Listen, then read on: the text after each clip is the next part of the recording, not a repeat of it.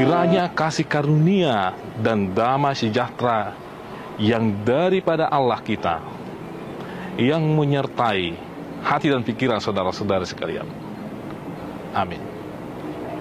Bapak, Ibu, dan saudara-saudari, yang menjadi firman Tuhan sebagai renungan bagi kita hari ini, yaitu yang tertulis dalam Kejadian 2 ayat 3. Demikian firman Tuhan. Lalu Allah memberkati hari ke-7 itu dan menguduskannya, karena pada hari itulah ia berhenti dari segala pekerjaan penciptaan yang telah dibuatnya itu. Demikian pembacaan firman Tuhan. Bapak, Ibu, dan saudara-saudari, Sabat sengaja dilakukan oleh Allah. Dan kita melihat bahwa di hari Sabat itu Allah berhenti melakukan segala proses penciptaan.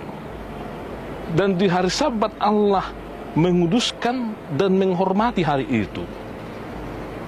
Lalu nantinya Allah juga menekankan kepada umat Israel, supaya umat Israel yang baru keluar dari pembuangan atau perbudakan di Mesir, agar mereka menghormati yang namanya hari Sabat, sebagaimana yang tertulis dalam titah keempat, Bapak, Ibu, dan saudara-saudari. Untuk itu, Bapak, Ibu, dan saudara-saudari, apa yang bisa kita lihat dari hari Sabat ini? Mengapa Allah begitu menekankan Sabat ini kepada mereka yang diciptakan oleh Tuhan, terutama kepada umat Tuhan? Kenapa hari Sabat ini harus dilakukan dan dipraktekkan dalam kehidupan?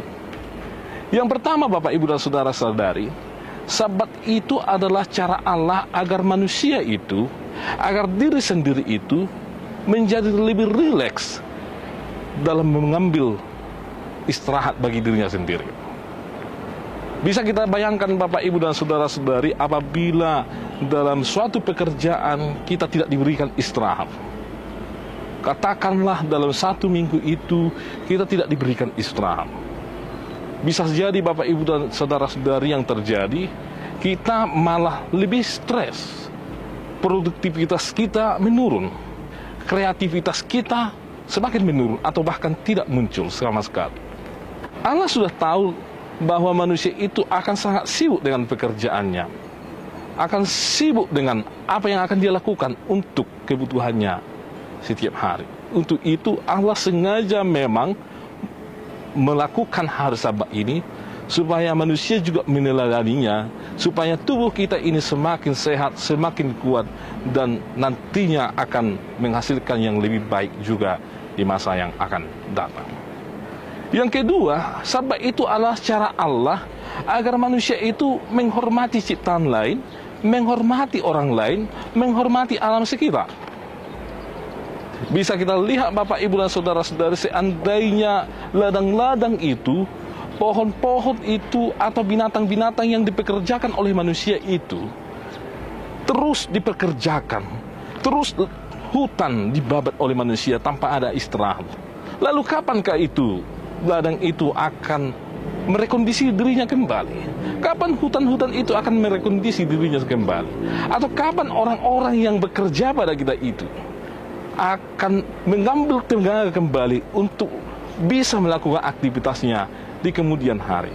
Kita tentunya tidak ingin orang yang bekerja kepada kita itu tidak kreatif, tidak produktif, atau lamban dalam pekerjaan.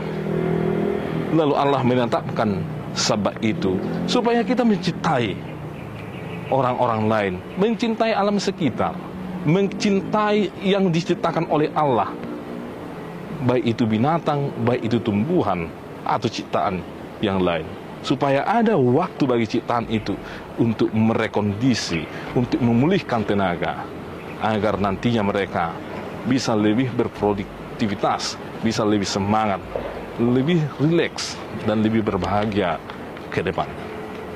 Dan yang terakhir, Bapak, Ibu, dan saudara-saudari, bahwa ternyata Sabat itu Allah sengaja melakukan itu supaya setiap ciptaan Allah, terutama orang-orang yang dikasihi oleh Tuhan, yang dikasihi Allah, beristirahat dari pekerjaannya. Tetapi tidak hanya beristirahat, setiap yang diciptakan Allah itu kembali kepada Allah.